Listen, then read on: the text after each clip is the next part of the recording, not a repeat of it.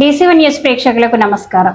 కోవూరు మండలంలోని గుమ్మలదిబ్బ గ్రామంలో 30/1/2026 సాయంత్రం ఒక మైనర్ బాలికను ఇద్దరు మైనర్ బాలురు బలవంతంగా తీసుకెళ్లి గుర్తు తెలియని ద్రవాన్ని తాగించినట్లు బాలిక తల్లి ఫిర్యాదు చేయగా కోవూరు పోలీస్ స్టేషన్ లో కేసు నమోదు చేయబడింది. బాధిత బాలికను మొదట చికిత్స నిమిత్తం ఏసీఎస్ఆర్ ప్రభుత్వ సాధారణ ఆసుపత్రి నెల్లూరులో చేర్పించగా అనంతరం మెరుగైన చికిత్స కోసం చెన్నైలోని స్టాన్లీ ప్రభుత్వ ఆసుపత్రికి తరలించబడింది. అక్కడ చికిత్స పొందుతూ 6/2/2026 బాలిక మృతి చెందింది. ప్రాథమిక వైద్య నివేదికల ప్రకారం బాలిక మృతికి కారణం సస్పెక్టెడ్ పారాక్వైడ్ లిక్విడ్ గా భావించబడుతున్నది. ఈ ఘటనపై పోలీస్ శాఖ సమగ్ర దర్యాప్తు కొనసాగిస్తోంది. కొన్ని వార్తా కథనాలలో బాలికపై గ్యాంగ్ రేపు జరిగినట్లు ప్రచురింపబడిన వార్తలు వాస్తవ విరుద్ధమైనవి. ఇప్పటి వరకు తల్లిదండ్రులు గాని బాలిక గాని అలాంటి విషయాలను ఎక్కడా వెల్లడించలేదు. నిర్ధారణ కాని విషయాలను ప్రచురించడం ద్వారా ప్రజల్లో అనవసరమైన భయాందోళనలు సృష్టించవద్దని మీడియా ప్రతినిధులకు విజ్ఞప్తి చేయబడినది. అదేవిధంగా కేసు దర్యాప్తులో ఉన్న సందర్భంలో మైనర్ బాలిక పేరు, వివరాలు మరియు ఆమె ఫోటోలను ప్రచురించడం చట్టవిరుద్ధం. సంబంధిత చట్టాల ప్రకారం ఇది శిక్షార్హమైన నేరం కావున మీడియా ప్రతినిధులు మరియు సామాజిక మాధ్యమాల వినియోగదారులు సమన్వయం పాటించాలని హెచ్చరిక చేయబడినది. మృతిపైన విభిన్న కథనాలు ఉన్న నేపథ్యంలో ఎవరి వద్దనైనా ఆధారాలు ఉన్న ఎడల దర్యాప్తుకు సహకరించవలసిందిగా కోరడమైనది.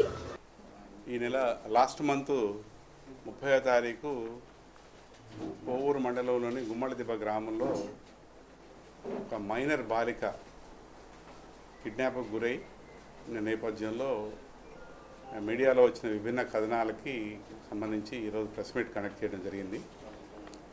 ముఖ్యంగా ఆ రోజు జరిగిన సంఘటన మైనర్ బాలికని ఇద్దరు మైనర్ బాలురు బలవంతంగా బైక్ని తీసుకొని పోయిన సంఘటన గురించి ఆ అమ్మాయిని గురించి వాళ్ళ తల్లిదండ్రులు వెతుకుతున్న క్రమంలో ఆ అమ్మాయిని ట్రేస్ చేసి వాళ్ళు పోలీస్ స్టేషన్కి వచ్చి రిపోర్ట్ ఇవ్వడం జరిగింది. దానిలో భాగంగా కొవ్వూరు పోలీసులు కేసు నమోదు చేయడం జరిగింది.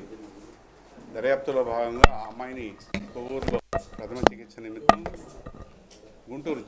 నెల్లూరు జీజీహెచ్కి తదుపరి చికిత్స నిమిత్తం తరలించడం జరిగింది.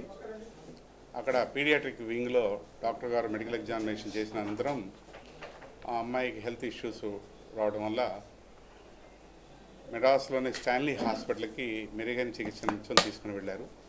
అక్కడ చికిత్స పొందుతూ ఆ మైనర్ బాలిక నిన్నటి దినం అనగా 6వ తారీఖు మధ్యాహ్నం 1:45 గంటలకి మృతి చెందడం జరిగింది.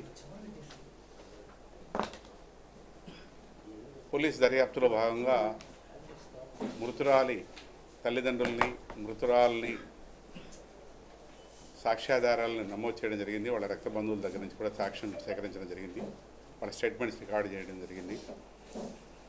దానిలో భాగంగా బాలురు నేరానికి పాల్పడినట్టుగా ప్రాథమికంగా దర్యాప్తులో వచ్చినందున కోవూరు ఇన్స్పెక్టర్ గారు వాళ్ళ టీము ఆ మైనర్ బాలురు ఇద్దరిని కస్టడీలో తీసుకొని జూనైల్ కోర్టులో ప్రొడ్యూస్ చేసి జూనైల్ హోమ్కి తరలించడం జరిగింది. ముఖ్యంగా ఈ మైనర్ బాలిక పై జరిగిన సంఘటన గురించి ఒక దినపత్రికలో గ్యాంగ్ రేపు గురైంది మైనర్ బాలిక అని చెప్పి ప్రచురించడం జరిగింది. బాలిక కానీ వాళ్ళ తల్లిదండ్రులు కానీ ఎక్కడ కూడా బాలిక పైన అత్యాచారం జరిగినట్లుగా ఎక్కడ కూడా వాళ్ళ స్టేట్మెంట్లో చెప్పలేదు, సాక్షిలో కూడా నమోదు చేయలేదు, వాళ్ళు చెప్పలేదు. ఆ బాలిక యొక్క వాంగ్మూలాన్ని కూడా మ్యాజిస్ట్రేట్ ద్వారా రికార్డ్ చేయడం జరిగింది. అంటే జరగంది సాక్షులు చెప్పంది కథనాలని ప్రచురించి ప్రజల్ని భయాందోళనకు గురి చేసి అభద్రతా భావానికి గురి చేయడం అనేది సబబు కాదు. ఎందుకంటే ఒక వార్త ప్రచురించేటప్పుడు ఎవరైనా మీడియాలో ఆ కథనం ద్వారా వచ్చే రిపర్కేషన్స్ కూడా ఆలోచించాలి. ఎందుకంటే అవాస్తవాల్ని ప్రచురించి భయాందోళనకు గురి చేయడం వల్ల అభద్రతా భావానికి మహిళలు, చిన్నారులు గురవుతారు. దీంట్లో ఆ మైనర్ బాల యొక్క ఫోటోను కూడా ప్రచురించి అలానే ఆ అమ్మాయి పేరు కూడా నమోదు చేయడం జరిగింది. ఇది బాలికల మీద జరిగే లైంగిక వేధింపుల కేసు దృష్ట్యా చట్టవిరుద్ధం. ఎందుకంటే ఏ మైనర్ కూడా నేరానికి పాల్పడినా ఆయన పేరు కానీ అలానే బాలికల పేరు కానీ ఎవరి కూడా వార్తా కథనంలో పేర్లు రాకూడదు, ప్రచురించకూడదు. ఇది చట్టవిరుద్ధం. ఇలాంటి జరగడం దురదృష్టకరం. అలాంటి సంఘటనల వల్ల వాళ్ళకి మానసికంగా కుటుంబానికి ఎంతో వేదన గురి చేస్తారు. ఎందుకంటే పబ్లిక్లో వాళ్ళని హ్యూమిలియేషన్ గురి చేసేటట్టుగా సంఘటన వల్ల వాళ్ళ కుటుంబం బాధపడుతుంటే తదుపరి పేర్లు ప్రచురించడం వల్ల ఇంకా ఎక్కువ ఇబ్బంది గురి చేసినట్టుగా అవుతుంది. ఎందుకంటే మా జిల్లా ఎస్పీ శ్రీ అజితా వేజండ్ల గారు ఏ సంఘటన జరిగినా సరే మహిళలకు సంబంధించి కావచ్చు, అలానే రౌడీ ఎలిమెంట్స్ విషయంలో కావచ్చు, ఏ సంఘటన అయినా సరే కీన్గా దర్యాప్తు విషయంలో శ్రద్ధ తీసుకొని సంబంధిత అధికారులను ఆదేశిస్తూ దర్యాప్తులో ఎక్కడా లోపాలు లేకుండా ఇన్వెస్టిగేషన్ చేయిస్తున్నారు. ఈ కేసులో కూడా ఎస్పీ గారి ఆధ్వర్యంలో మా టీము ఇన్స్పెక్టర్ కోవూరు కంపల్సరీగా ఇమ్మీడియట్గా సంఘటన జరగగానే వెంబడే అదుపులో తీసుకోవడం, జూనియర్ కోర్టులోకి పంపించడం, వాళ్ళ మీద చట్టపరంగా చర్యలు తీసుకున్నాము. ఎవరైనా సరే ఒక వార్త ప్రచురించేటప్పుడు సాక్ష్యాధారాలను బేస్ చేసుకొని మేము పోతాము. దీంట్లో ఈ కేసులో కూడా ఎవరిని రక్షించాల్సిన అవసరం పోలీసులకు లేదు. దర్యాప్తులో కూడా ఎక్కడ కూడా అవతవకలు జరిపినా కూడా ఉపేక్షించేది ఉండదు.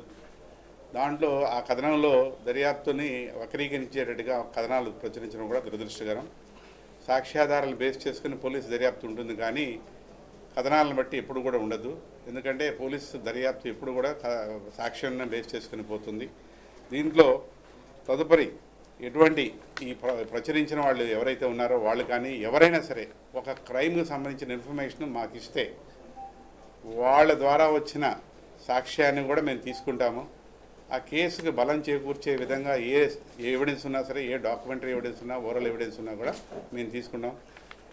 ఈ కేసులో కూడా ఎవరైనా సరే దర్యాప్తులో మాకు సహకరించి వాళ్ళు ప్రచురించిన కథనాలకు సపోర్ట్గా any document or any evidence కానీ మాకు ఇస్తే దర్యాప్తులో మాకు ఉపయోగపడుతుందని చెప్పి పత్రికాముఖంగా తెలియజేస్తూ ఎందుకంటే ఈ రాష్ట్ర ప్రభుత్వం కానీ మా డీజీపీ గారు కానీ జిల్లా ఎస్పీ గారు కానీ ఎప్పుడు కూడా crime against women, crime against children, law and order సమస్యలు కానీ ఏదైనా రౌడీ ఎలిమెంట్స్ విషయంలో కానీ ఎవరైనా ఉదాసీనంగా ఉంటే కఠినంగా వాళ్ళ మీద డిపార్ట్మెంట్ల పరంగా, శాఖాపరంగా చర్యలు తీసుకున్న సంఘటనలు చాలా ఉన్నాయి. నెల్లూరు జిల్లాలో కూడా మీరు చాలా సంఘటనలు చూశారు. కాబట్టి అన్ని ఏ క్రైమ్ అయినా సరే మహిళల పట్ల, చిన్నారుల పట్ల జరిగే వేధింపుల విషయంలో ఇంకా ప్రత్యేకంగా శ్రద్ధ తీసుకొని అలాంటి వేధింపులకు పాల్పడే వాళ్ళపై కఠినంగా ఉంటాం. కాబట్టి ఎక్కడ కూడా దర్యాప్తులో అలసత్వం వహించమని చెప్పి తెలియజేస్తున్నాం. Thank you. ఈరోజు పోస్ట్ మార్టం చెన్నైలో జరుగుతుంది, ఇంకా కంప్లీట్ కాలేదు. అక్కడ మా ఇన్స్పెక్టర్ గారు ఉన్నారు. ప్రాథమికంగా వచ్చే రిపోర్ట్ బేస్ చేసుకొని తర్వాత మనకి దాంట్లో కొన్ని శాంపిల్స్ కూడా కలెక్ట్ చేస్తారు. దాని ద్వారా కూడా ల్యాబ్ రిపోర్ట్ వచ్చిన తర్వాత దర్యాప్తులో వాస్తవాలు ఏంటి, కాజ్ ఆఫ్ డెత్ ఏంటి అనేది తెలుస్తుంది. దీంట్లో ప్రాథమికంగా పారాక్విట్ లిక్విడ్ పాయిజన్ వల్ల చనిపోయి ఉండవచ్చు అని చెప్పి డెత్ ఇంటిమేషన్లో మనకు వచ్చింది. కాబట్టి కాజ్ ఆఫ్ డెత్ ఏంటి అనేది ఫోరెన్సిక్ ల్యాబ్ ద్వారా తెలియాల్సింది. కాబట్టి దర్యాప్తు పూర్తి అయిన తర్వాత కానీ వాస్తవాలు మనకు తెలియదు. ఇలాంటి మరింత ఇంట్రెస్టింగ్ న్యూస్ కోసం చూస్తూనే ఉండండి D7 న్యూస్. ఒక్క నిమిషం ఆగండి. D7 న్యూస్ని లైక్ చేసి, షేర్ చేసి, సబ్స్క్రైబ్ చేయండి. D7 న్యూస్ నిరంతరం ప్రతిక్షణం.